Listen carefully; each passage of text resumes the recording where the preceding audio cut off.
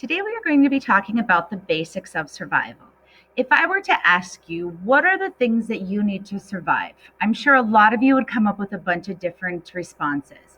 I'm sure some of you would come up with some similar things, such as food, water, warmth, those kind of things. Some of you might come up with things such as, I need a gun, or I need, my phone, a computer, I need my bed, those types of things.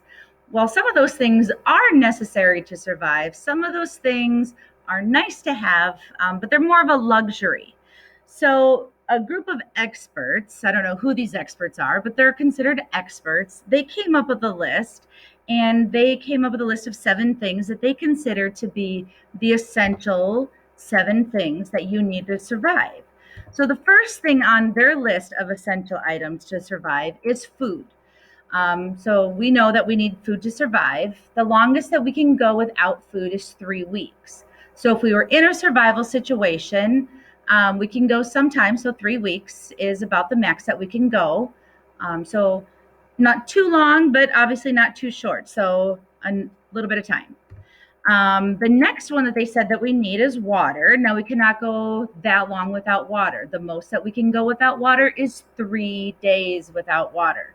So, later in a couple weeks, we're going to be talking about water and different sources of how to find water, how to purify water, and doing water filtration systems. So, 3 days, not a lot. We definitely need to have clean water in order to survive. So, the third one that we would need is shelter. Um, and that will be our first unit that we'll be going over is shelter and why that is important. If you are in a survival situation and you have wet skin, the experts say 3 hours of wet skin and having wind and cold temperatures can lead to hypothermia, which in return can be fatal. So it is something that you do need to take seriously. The fourth one that the experts talk about is rest. Some of us don't really think about this when we're thinking about our essentials of survival, but rest is an important one. We can go about 1 to 3 days without adequate rest, kind of depending on the conditions. Um, about 24 hours without adequate rest and sleep will kind of start to lead to fuzzy thinking, and which can lead to poor decision making. So when you think about it in terms of survival situations, that can be pretty detrimental when you start to think about your chances of survival and how the outcome can play out. The next one is air, something that we really probably don't put a lot of thought into because it's always there. But obviously, it is something that we do need to survive. We can go about 3 minutes before our brain cells start to die off without clean air. And the sixth one is positive mental attitude. Again, this is something that probably wouldn't be at the top of our list when we're thinking about a list of necessity to survive. But again, when you're in a survival situation, you need to maintain that level head. You need to kind of stop, sit down, observe the situation, think about your plan, and go forward with something. Because once you start to start acting irrationally and not forming a plan, that's when mistakes can happen, and you can put yourself in more danger. So and then I forgot to put the seventh one on here, but that was warmth, which kind of goes hand in hand with the shelter there. So apologize for that. Um, so again, thinking again, what are the basic needs of survival? Um, what would you consider to be the basics if you were considered to be an expert? What would you put on the list?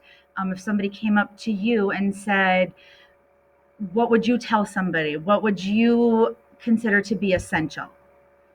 If you are in a survival situation, other people who are considered to be experts in the field, they said to remember the word survival, which stands for size up the situation and surroundings.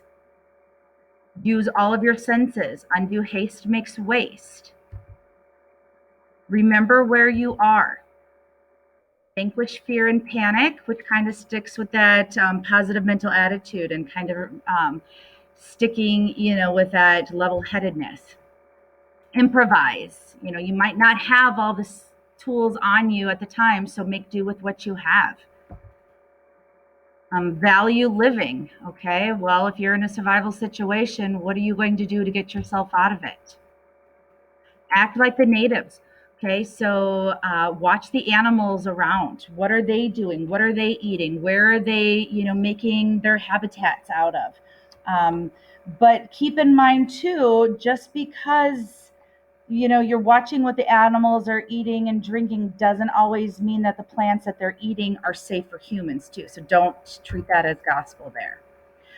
Live by your wits. Okay. But again, keep a level head. Moving on to the psychology of survival. Okay. You will face many stressors in a survival situation that will ultimately affect your mind. But preparedness and the knowledge may increase your chances to come through them alive. Okay. So some things that you might, that might occur in a survival situation that will increase your stress levels would be injury, illness, or death. Now, obviously, if you not you incurring death, if you were with somebody and they incurred, if they died and passed away, obviously that's going to increase your stress level, having them pass. But knowing how to handle, different injuries, and illness, and knowing how to handle those situations at the time, is going to help you get out. Um, And number two, moving on to uncertainty and lack of control. For a lot of us, when we have trouble operating in settings where everything is not clear cut, um, it's hard, and I'm one of those people. And in a survival situation, the only thing that is a guarantee is that nothing is a guarantee. So that can be stressful, but acknowledging that and accepting that is going to help you to be able to move on. The environment. When you're out in the wilderness, the environment and how it's unpredictable can be very stressful. Look at Minnesota. We go from 100-degree weather to 50 degrees in a matter of 24 hours. Hunger and thirst. Number four. Without food and water, you're going to become weak, and it can lead to death. And that is going to obviously increase your stress level trying to find those items to, trying to, gather those things is going to, increase your anxiety level trying to find those. Number five, fatigue. Forcing yourself to continue to survive is not going to be easy as you grow more tired. It's going to be possible that you become so fatigued that that the act of just staying awake is stressful in itself. We talked about at the beginning that rest is important. It is going to be important that, you do take time to find those rest times and make that a priority. Number six, isolation. Being, in contact with others is important for human beings. We are meant to be social people. Think of quarantine, how that was really hard for a lot of people, especially people that lived alone. So if you were in a survival situation where maybe somebody got injured, passed away, or you just ended up in a situation where you were by yourself, that could be a very traumatic experience, and it would be very hard to come out of that situation alive. But again, knowing how to handle that could help you survive that situation. So that is kind of it in a nutshell. I know kind of went through it really fast, talked about a lot of things, but now you will move on and talk about the Gilligan's Island activity. So make sure you look over that rubric and do that activity.